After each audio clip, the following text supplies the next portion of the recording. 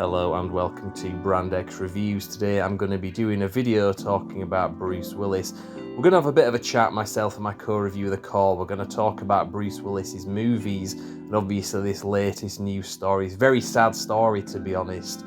We're going to have a bit of a look back and maybe reconsider some of the things that we thought and said on some of our previous videos, because obviously this very sad news story broke last week that the court is to retire due to a condition known as working. Oh, sorry, that's a different headline. Bruce Willis is to retire due to a condition known as aphasia. So, very sad story. Here's an actual article. Here's a news report on it very quickly. Bruce Willis is stepping away from his acting career after being diagnosed with aphasia, which leads to the loss of ability to understand or express speech. The actor's family shared a statement on social media Wednesday that read, "To Bruce's amazing supporters. As a family, we wanted to share that our beloved Bruce has been experiencing some health issues and has recently been diagnosed with aphasia."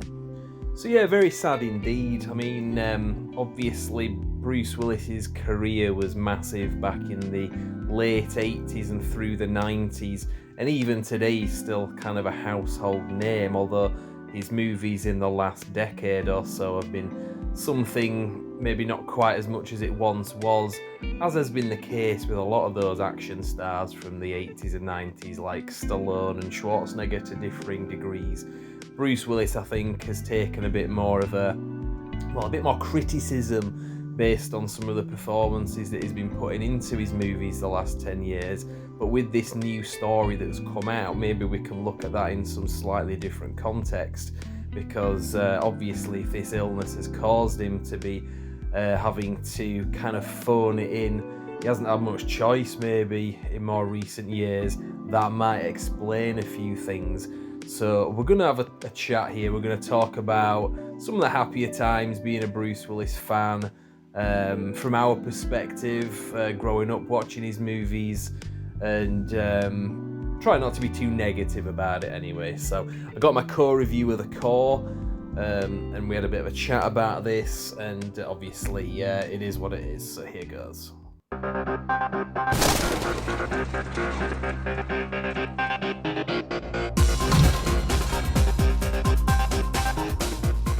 So today we're going to be talking about Bruce Willis and the news and stuff, and also just kind of going over his films, the ones that we've liked, the ones we've maybe not liked quite so much. We've got a call for this as well, so we're going to. Now, we have a few times in the past spoken about Bruce Willis in his recent movies in a negative sense, and we've said, he's kind of phoning it in, he's turning up for a paycheck, because that was generally the consensus, I think, wasn't it? But with this new context, obviously, kind of makes us wonder, like, at what point did this illness kick in? Because I don't think it's really been said, and we've been noticing a decline in his quality of acting at least 10 years. What do you think about that? Yes. I mean, yeah, like you say, he has just increasingly been like, do you even give a shit about this thing you're doing? Like, what the hell? Yeah, because obviously we've talked quite a lot about Die Hard as well, haven't we? Die Hard 5. Was that A Good Day to Die Hard? Was that one was called? Yeah, that was the one where they go to Russia, and yeah, not the best. I mean, yeah, you can drive from Russia to Chernobyl like in a very short space of time. Yeah, so obviously we're talking about that and just how he just turned up and didn't really give much of a performance. I mean, it made Die Hard 4 look amazing. I mean, I kind of like Die Hard 4, but it wasn't the same quality as the original trilogy. But number 5, especially the performance that he gave, made number 4 look like it was as good as the original trilogy. But that was number 2. Yeah. I mean, I think that was where we first noticed it. It's like, Jesus Christ, like, what the fuck did we just watch? Like, yeah. When you talk about like raping our childhood, it's like, yeah, this, Like, we love Die Hard. We were massive fans. Like, we went to see this film. We came out going like, "What the fuck was that?" Yeah. And that was 2013 as well. I mean, I know obviously some actors, their careers decline. That doesn't necessarily mean anything bad against them as such. Obviously, there's less of a demand for Bruce Willis, and he'd aged as well. So being the action star wasn't necessarily getting the same kind of attraction that it got back in the 80s and 90s. So I noticed that a lot of the films he was doing, because obviously he was in Expendables 1 and 2, and it was a small part that he had in comparison to like some of the others that they brought back, probably because of his pay that he was demanding, which I think was a big issue. But a lot of his other films as well at the time, it was like, I think he'd done a film called Red, hadn't he? And that was quite a popular one. I wasn't a fan of that one. And they did a Yeah, I've never sequel seen to that. it. Yeah, I mean, I can know see of why it. people like. That was 2010 anyway, but I can see why people liked it. But it wasn't really my thing. But at least it was a starring role. He was the main lead in that film. But then a lot of films that he did since then, I'm just looking down, I'm just looking at my tablet, going over IMDb. He did a lot of films where it was like he was always like on the cover, and he was always like straight to DVD movies as well. They weren't like cinema movies, and it were always he's on the cover, but when you actually watch the film, it's like De Niro does it as well. It's like bit parts in things, and it's always like starring, and it'll be somebody like 50 Cent or somebody, or Henry Cavill before he did Superman, and then it'll be and Bruce Willis, and he'll be usually some like bad guy or like the father of the main character that gets killed off in the first 20 minutes. And that were a lot of his films, and I think that to me was when I first started noticing it around sort of 2010, 11, 12-ish.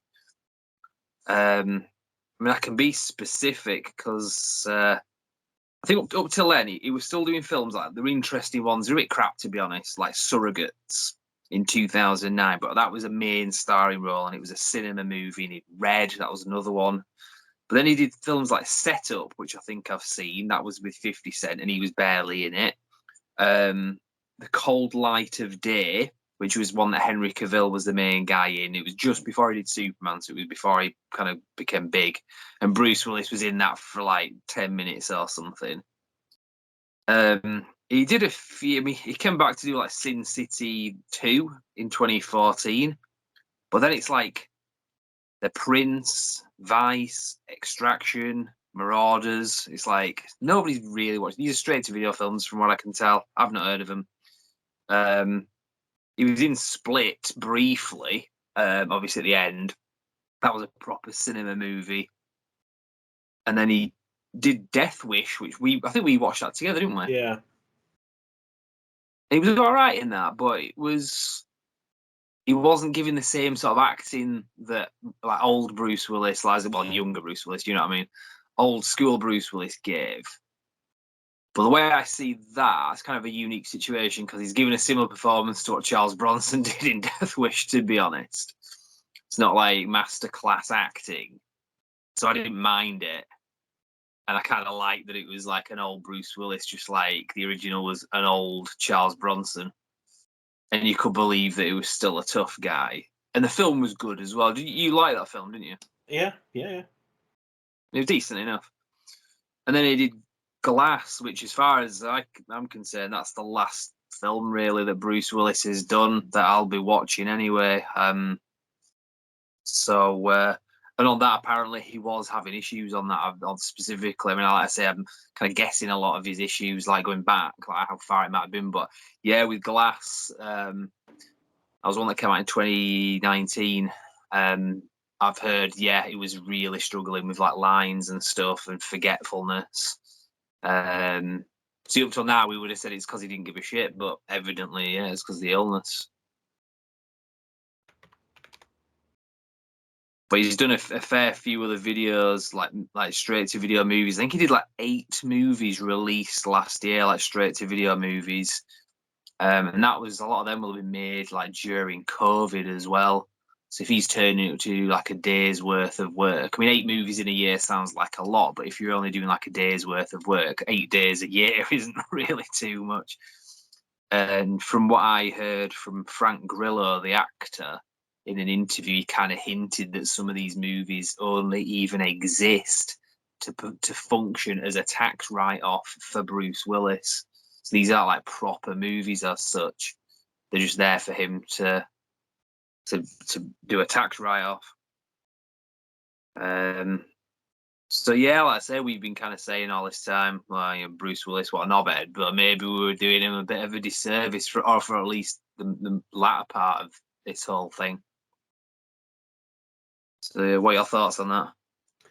I think more or less the same, to be honest. It's like, yeah, maybe we're being unfair, but then again, you don't know these things until somebody actually says these things. It's like all evidence up till now, like pointing to like he's just got a bit of an attitude. I mean, I think he does have a bit of an attitude, to be honest. Yeah, I think he got a bit like, oh yeah, I'm Bruce Willis, can turn in whatever, and people will fucking love it. And it's like, well, no. But yeah, it does make you wonder just how long he's been kind of slipping. yeah, Because a lot of those, like you're saying, a lot of those like more recent performances, like this is not the Bruce Willis like we grew up with. Like this is not, even when he's been in stuff that's kind of like demonstrably a bit shit, like The Fifth Element and stuff, he still turns in a good performance. He's still quite energetic. He's still, quite charismatic and stuff. And then you compare that to some stuff like fucking Die Hard 5, and you're like, fuck's sakes. yeah, yeah. Because I know Stallone has had a few things to say about Bruce Willis as well. Let me just find it, because in the past, obviously, he works on Expendables, and Stallone was like a big producer, director of those. Well, at least the first one as well. He directed the first one, and I think I was telling you this the other day that I remember hearing when he was making Expendables 3, basically. I don't know if I'd go as far as to use the word fired Bruce Willis, but he basically said that they're not paying him all this money just to like turn up and phone in like a performance, then like go home with like loads of money kind of thing. That was why they kind of replaced him with Harrison Ford playing a different character, but the character that he was in Expendables was called Mr. Church. And when Harrison Ford rocks up and they say, what happened to Mr. Church? He said, he's no longer in the picture, as in like to the audience, he's no longer in the motion picture, the film, obviously. So it's kind of like a bit of an up yours. It seemed that way anyway. That was kind of what I got out of it. But Stallone had put this on Instagram, the bloody ad on this thing. So yeah, this was a picture that he put on as well on his Instagram. Ignore the advert. There's this picture. I'll just read you what he'd written. If I can find it. Yeah, going back a long way, praying the best for you and your wonderful family. Sorry, the advert's like ruining it, but yeah, for some reason I can't seem to actually read that. But yeah, anyway, well, basically give a tribute to him on Instagram. So, but yeah, let's say be a bit negative, just talk about the more recent stuff. But his older stuff, obviously, it was like during the 80s and 90s, and going back, he'd done some like TV work, and he had like a bit of a music career as well. He did like a singing thing. He's a pretty good singer actually. If you look up Devil Woman that he did, it was like a live thing. I think it was when they were filming Sin City. And he did a really good live performance of his song called Devil Woman. It's really good, like legitimately good. So he's a multi-talented guy. Granted, that was like nearly 20 years ago. But obviously his big thing was Die Hard, and that was, like we've said before, he was the kind of the everyman. This was at the time he had Stallone and Schwarzenegger and lesser high up on the ranking. You had like Van Damme, Dolph Lundgren, and even like Steven Seagal as well. But Bruce Willis was like the top tier of that, and he kind of represented the everyman. And it was kind of a role that he played a few times in different films as well, kind of like Clint Eastwood did Dirty Harry, but he did a lot of other like cop films where he's kind of Dirty Harry, but he's not. He's not Dirty Harry, but he's kind of playing that character. Like the Rookie or whatever it's called. Yeah, The Rookie, The Gauntlet. This is Clint Eastwood, by the way, if anyone was watching. And Yeah, it's kind of like Arnold Schwarzenegger is sort of Conan in Red Sonja, but he's not Conan, but he kind of is. Yeah, exactly. So yeah, but there were films like Last Boy Scout. He's basically John McClane in that film in a lot of ways.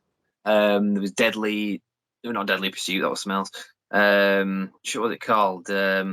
Striking Distance. That was it. That was another one. It's like pretty much this sort of burnt out alcoholic cop kind of thing that split up with his wife. But he did a lot of comedy as well. He did Moonlighting, the TV series with Sybil Shepherd, and it was quite well. I think my parents used to watch that. He did one, I think, called Bonfire with the Vanities. He went through a bit of a shit phase, like between Die Hard and a few others. He did like Hudson Hawk. I mean, that was the big thing in like Die Hard. He was mainly known for this, like, moonlighting, this like comedy thing. It's like, wait, what the fuck? He's now like, the main action star. What the fuck happened?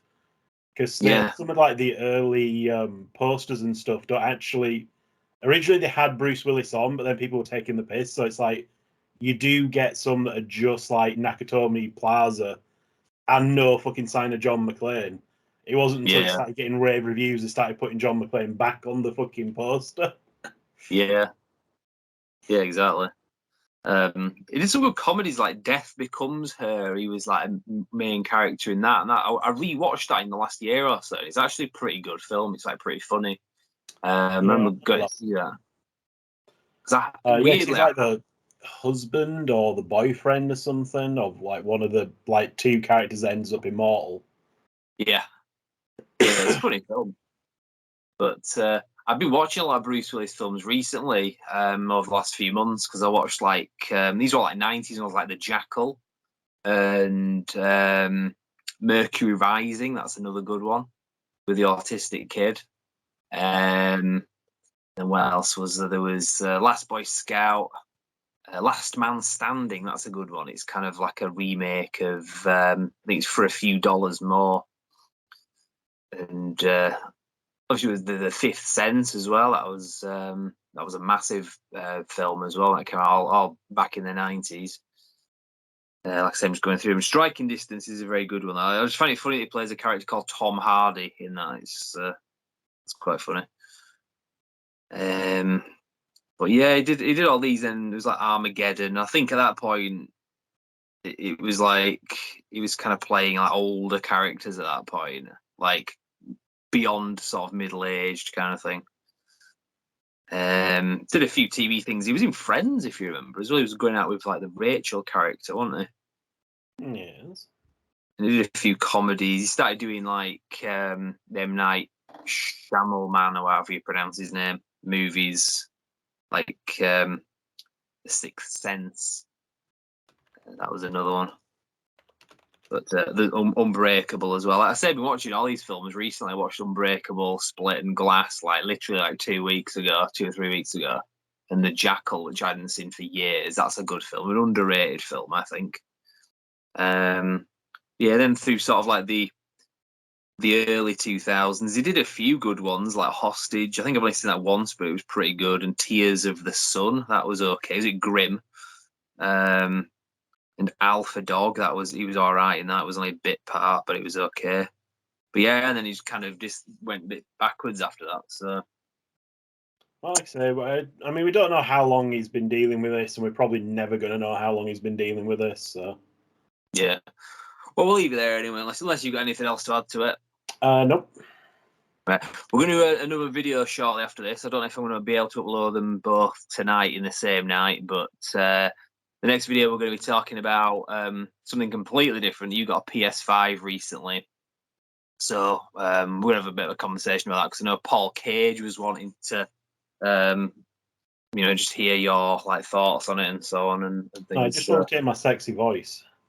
Yeah, exactly. Yeah, but we'll leave it there. Paul. Love you. Yeah. Don't get jealous, Lucy.